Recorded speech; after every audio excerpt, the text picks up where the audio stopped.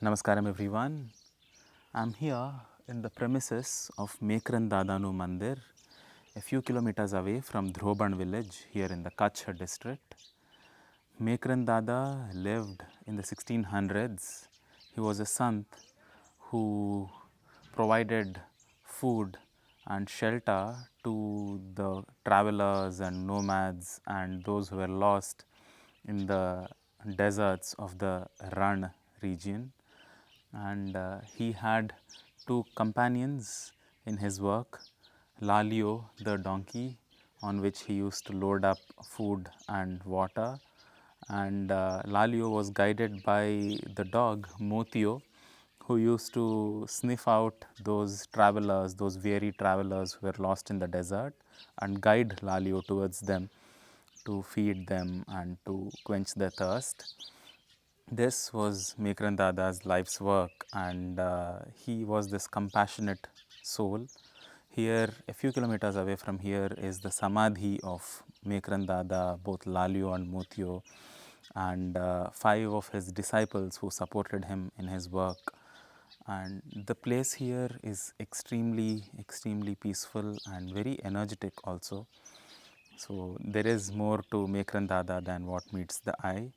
Every year there is a mela held in his name during the time of Mahashivratri, and he gave his disciples a mantra which is Jinam, and his followers chant his mantra and sing the songs that he composed. He was also a poet. So, in the premises of his mandir here, I thought we will continue learning the 12th of the 18 most important shlokas of Bhagavad-Gita. This is the 16th shloka from the 12th adhyaya. As usual, we will first read and practice writing the shloka in Gujarati script, then understand its meaning in English, and then also read and write its Gujarati translation. Let me first read the shloka out aloud. Anapekshah shuchirdaksha udasino gatavyatha sarvarambha parityagi yo madbhaktah same priyah. Let me practice writing it before we go into the meanings of this shloka. Anapekshah shuchirdaksha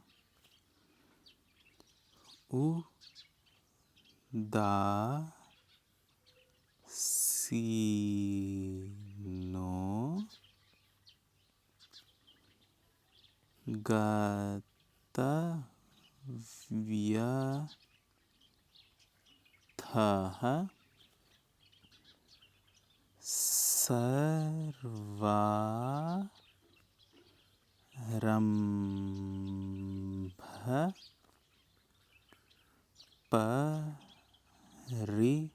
parityagi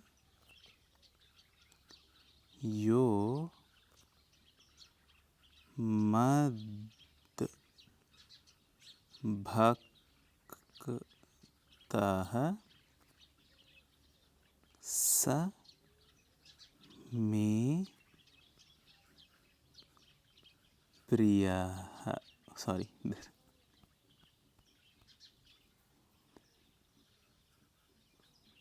Priyah.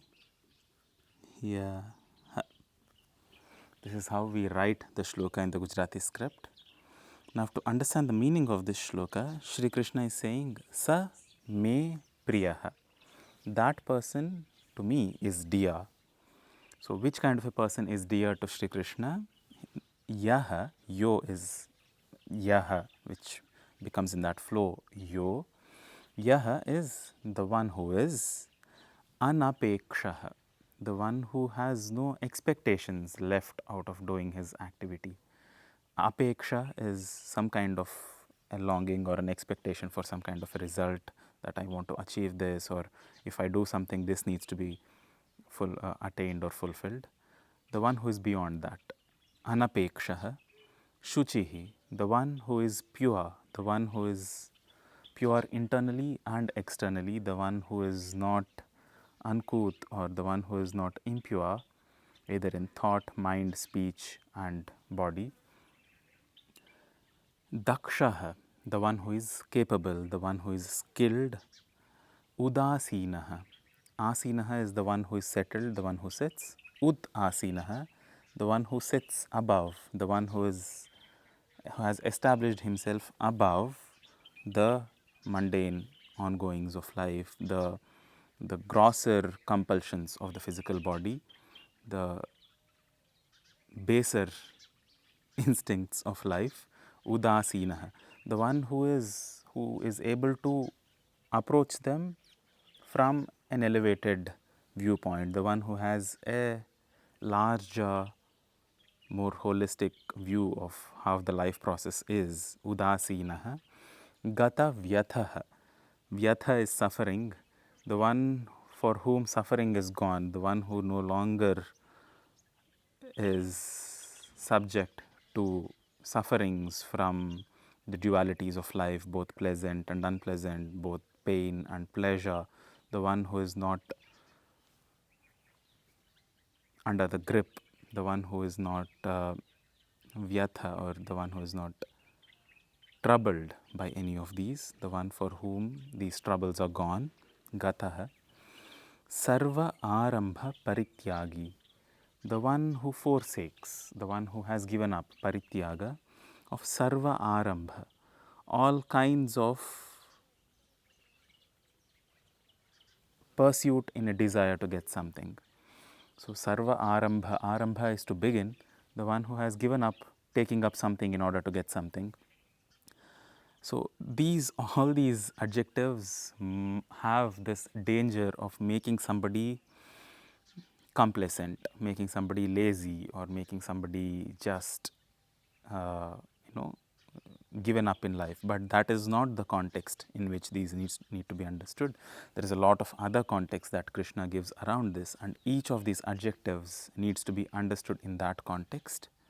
One must be fully involved, fully present, fully alive, and at the same time be present in every function and aspect of human faculties. It is not that one looks down upon the baser instincts, or one looks down upon hunger or thirst or the sexual drive, or the or activity, performing activity in the world. But one needs to have this distance and see that whatever is being performed, the actions that come, the desires that happen within, the the need for pursuing any kind of activity, all of that is in the ambit of the gunas, of the materialistic nature of creation, of prakriti. And the self within needs to be above that. The self within needs to be, one needs to identify that the self within is untouched, has no such expectations. What has expectations and what has this desire to get something done is all in the realm of the materialistic nature. So, that self within, when that is of these adjectives, that it is anapekshaha, shuchihi, dakshaha, udasinaha, gatavyathaha, sarvarambha parityagi, when the self within is like that, that kind of a devotee, madbhaktaha, my devotee who is of these attributes within oneself, such a person, sa, me, to me, priyaha, is dear. So, let me read the translation of it in Gujarati now. Je spruha rahit antar bahya rite pavitra daksh udasin vyatha rahit तथा सर्व आरंभनो त्याग करनारो छे ते मारो भक्त मने प्रिय छे. Let me now practice writing this in Gujarati. Je spruha rahit antar बाह्य रीते पवित्र दक्ष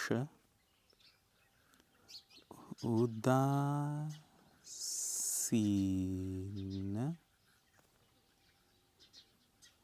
व्यथा रहित तथा सर्व आरंभनो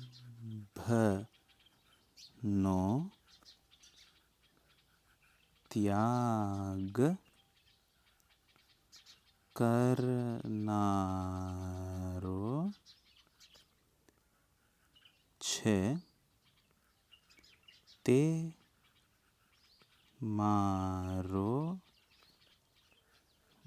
भक्त मने प्रिय छे. Thus we have completed learning the 12th of the 18 most important shlokas of Bhagavad-Gita. Thank you so much on joining me in this pursuit of learning Gujarati and Bhagavad-Gita shlokas together. If you like this video, do not forget to click on the like button.